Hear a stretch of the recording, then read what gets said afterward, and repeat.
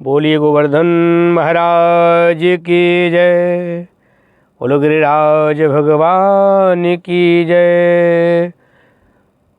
अन्नकूट कब है, गोवर्धन पूजा 2024 में कब है, आप लोग इस वीडियो के माध्यम से आज जानकारी प्राप्त करेंगे। आप सभी लोग इस वीडियो में अंत तक बने रहें, जिससे आपको गोवर्धन पूजा की विधि और 2024 में कब है यह सारा कुछ जानकारी प्राप्त होगा। अन्नकूट किस प्रकार से मनाया जाता है, गोवर्धन पूजा किस प्रकार से मनाया जाता है, आप लोग बहुत ध्यान से बारीकी से ध्यान दें और सारी विधि को जानकारी लें। जब दीपावली का अगला दिन होता है उस दिन गोवर्धन पूजा मनाया जाता है। सबसे पहले गाय के गोबर को एकत्रित किया जाता है। गाय के गोबर को लाकर के जो गोवर्धन भगवान है उनका पूरा आकार बनाना चाहिए। बहुत विधि से लोग इसको बनाते हैं, बहुत अच्छी तरीके से गोवर्धन का सारा शरीर का आकार बनाते हैं, बहुत अच्छे से इसको सजाया भी जाता है। फिर बनाने के बाद प्रातःकाल इनको बना लिया जाता है। फिर कुछ लोग दिन में पूजा करते हैं, कुछ लोग सायंकाल में पूजन करते हैं गोवर्धन का। गोवर्धन कौन है ये भी मैं बता देता हूँ। जो मथुरा में गिरिराज पहाड़ है, गिरिराज पहाड़ जो था वो गोबर का पहाड़ था, इसलिए उसको गोवर्धन बोलते हैं, गोबर का धन। गोवर्धन तो वही गिरिराज भगवान को गोवर्धन बोला जाता है। तो गिरिराज भगवान जो है उनका पूरा शरीर का आकार, पूरा छवि बनता है गोबर से। वो गोबर का पहाड़ था इसीलिए गोबर से बनता है। फिर उनको बनाने के बाद माताएं और जो हमारी बहनें हैं वो उसका बहुत विधि विधान से पूजन करती हैं। पूजन में रोली, मौली कलावा को बोला जाता है, लौंग, इलायची, सुपारी, अक्षत, फूल माला, दूध, पंचामृत भी बनाया जाता है इसमें, और अलग से दूध भी रखा जाता है। फल, मिष्ठान, धूप बत्ती, एक दिया, दीपक तैयार करके लाते हैं वहाँ ज्योत जलाने के लिए। फिर सबसे पहले वहाँ जल का सिंचन करना चाहिए। जो गोवर्धन भगवान का पूरा आकार बनता है गोबर से मूर्ति की तरह, जल से सींचना चाहिए। फिर फूल अक्षत लेकर के हाथ जोड़ करके अपने मन में सबसे पहले संकल्प कर लेना चाहिए, आज हम गोवर्धन पूजन करने जा रहे हैं। जो भी माताएं बहनें हैं अपना नाम गोत्र उच्चारण करें, जहाँ वो रह रहे हैं वहाँ का एड्रेस पूरा उच्चारण करना चाहिए। उस महीने का नाम, जैसे कार्तिक महीने में आता है, द्वितीया के दिन आता है तो दोज बोल सकते हैं। दिन जो भी रहता है वो दिन का उच्चारण करना चाहिए। इस बार 2024 में तो गोवर्धन पूजा शनिवार के दिन है तो बोलेंगे शनिवासरे, कार्तिक मास। और जैसे अंग्रेजी सन चलता है ऐसे हमारा जो है हिंदी सन भी चलता है, जो बोलते हैं विक्रम संवत और शक संवत।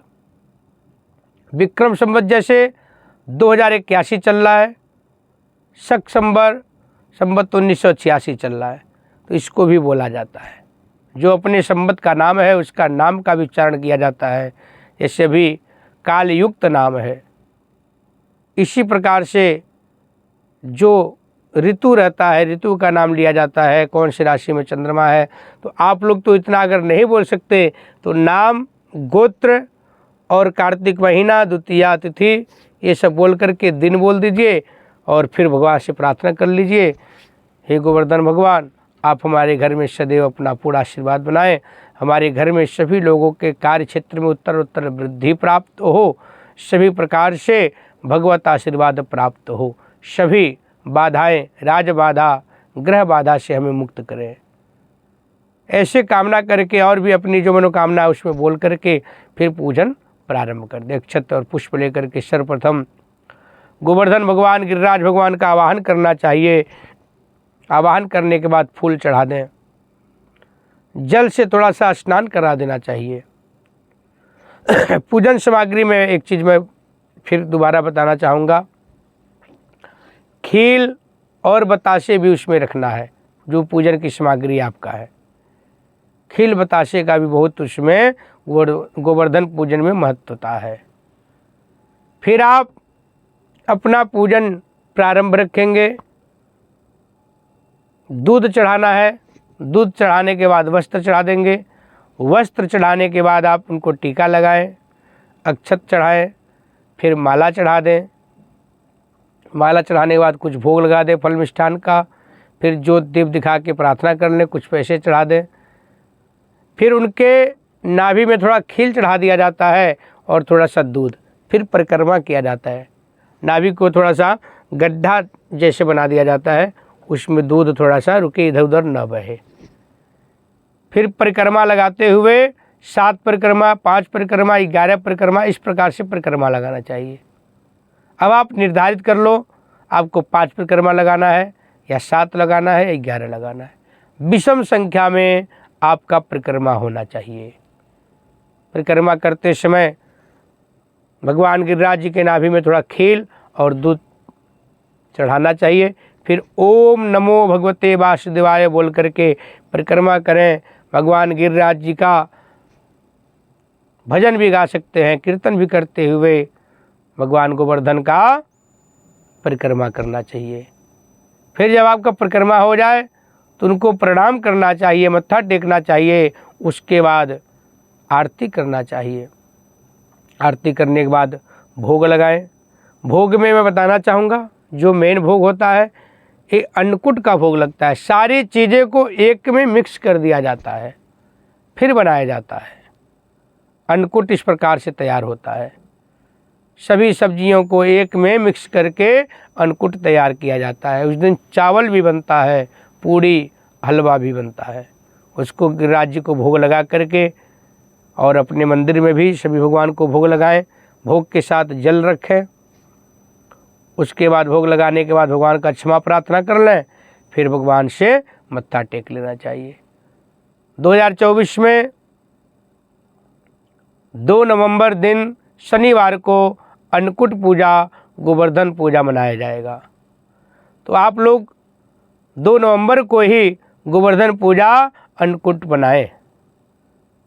तो एक बार पुनः भगवान गिरिराज का कमेंट में आप लोग लें, जय गोवर्धन भगवान, जय गिरिराज भगवान। बोलिए गोवर्धन भगवान की जय।